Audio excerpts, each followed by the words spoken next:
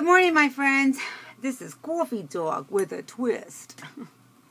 I only say it's a twist because I'm going to answer a few questions that come in on my comments, and they weren't sent like in a letter or in a personal message. And my lips look like I got lipstick on, but because I wear that long-lasting lipstick from CoverGirl, and it stays on my lips sometimes, so I don't get up and put on lipstick in the morning. Just saying. Anyway, we've had a long night, guys.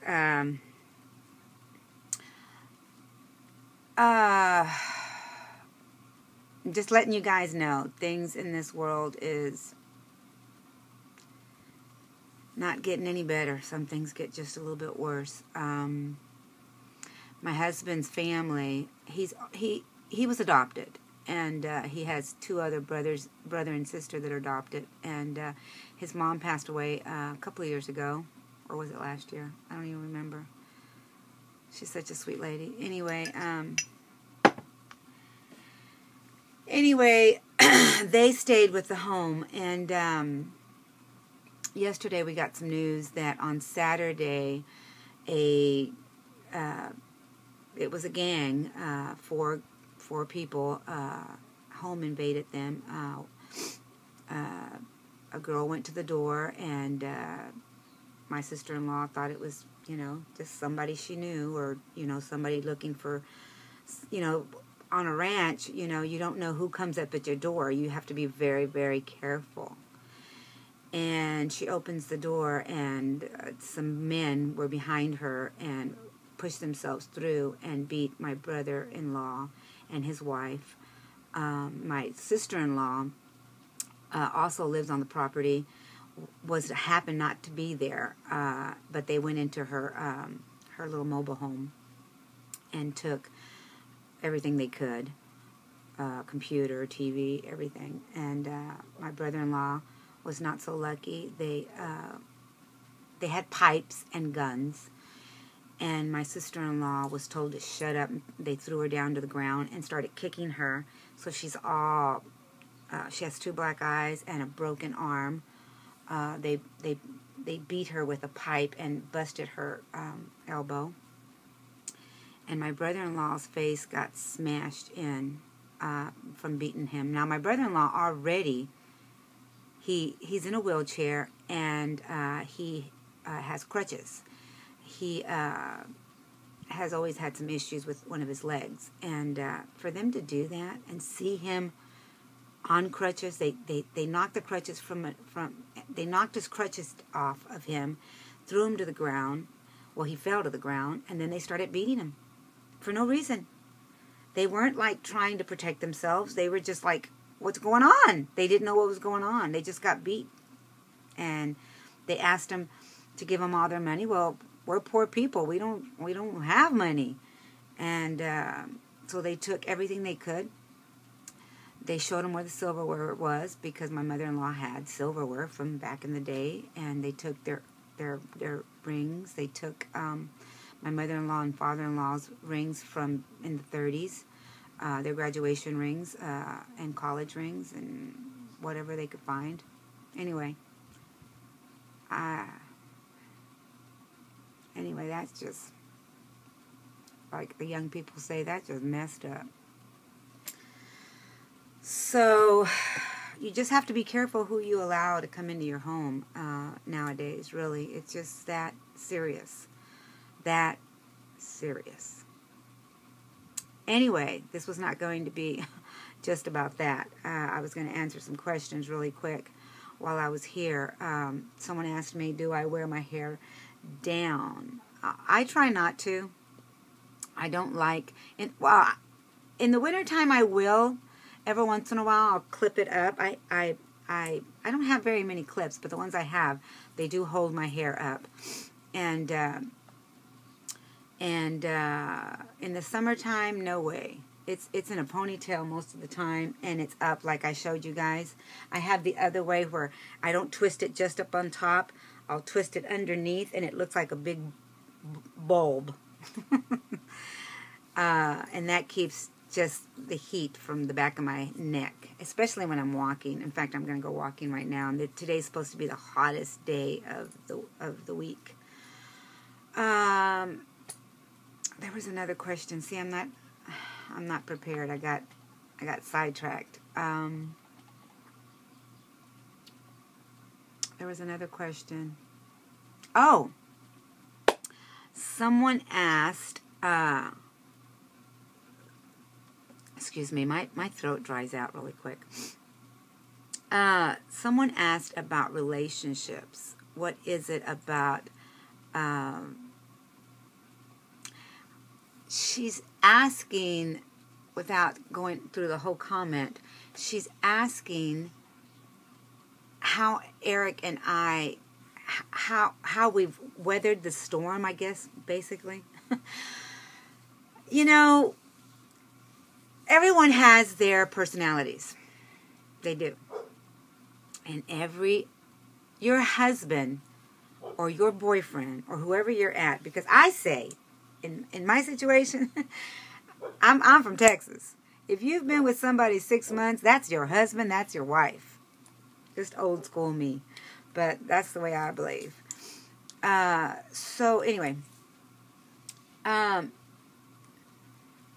you know, everybody's personality is different, and you just got to learn to appreciate the person you're with. You know, if he's a hothead, I tell you what, I lived with a man that was friendly to everybody he met. He was just the sweetest man you ever wanted to meet. But when he got home, he was a different man. He wanted certain things at a certain time. He expected things at a certain time. And you didn't talk back to him. And I learned very early not to mess with him. I don't want to make this any longer than it is, but that's just the way I did things. I remember a few days into our marriage as a young couple. You know, he did certain things that bothered me, and I never wanted to see it again. The first time he said I was a messy person, and he didn't say it so nicely. That was it. I chose not to be messy again. I made sure that when he walked in that door, the house was spick and span. One day, he walked in, and the one thing I don't like to do is dust. And now I dust every other day because I live on a farm that is dusty. But my husband doesn't do what my first husband did. Eric doesn't do that. How can I show you?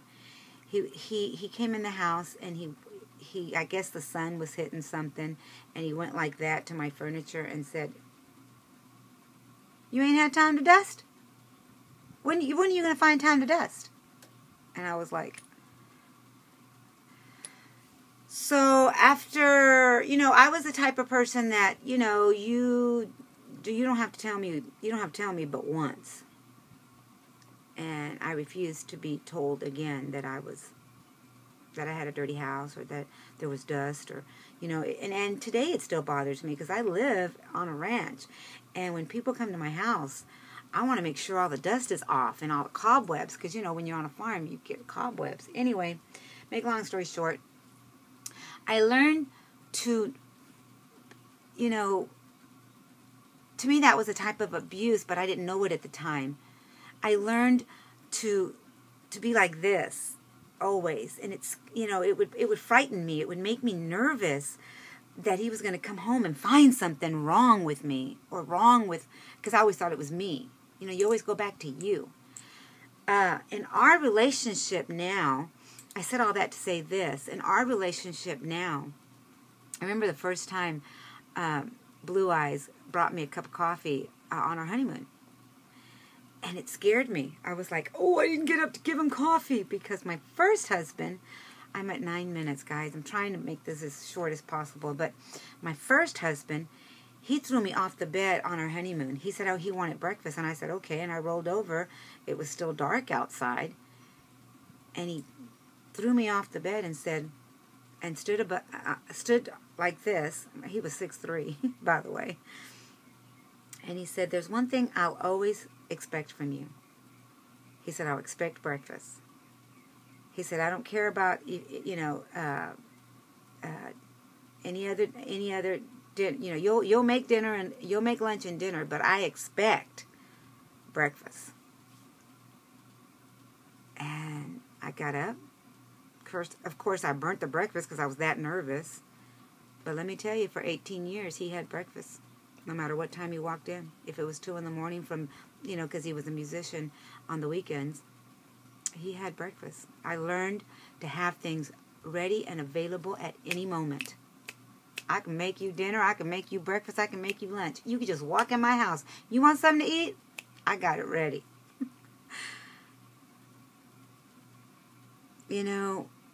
Now, my husband brought me a cup of coffee. He brings me coffee every single morning. He made this cup. He made this cup of coffee for me. The first time Eric Blue Eyes brought me a cup of coffee, I thought I was in trouble. And I told him that story, and he said, "You will never have to worry." He kept his word.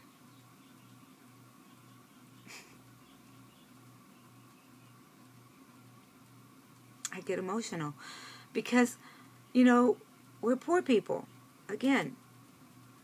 But you know what? Money does not buy happiness. I would rather be with my Blue Eyes that treats me like a jewel. So for the person that, asked this question, learn to be grateful and cherish the relationship that makes you feel beautiful and makes you feel loved. Because money, having things, is just that, having things. We need money to survive. Don't get me wrong. Of course, I wish I had money. But I have learned to just be happy with what we have. It's not much. It doesn't have to be much. It doesn't have to be much. It has. I need a roof over my head, and I have that. Food.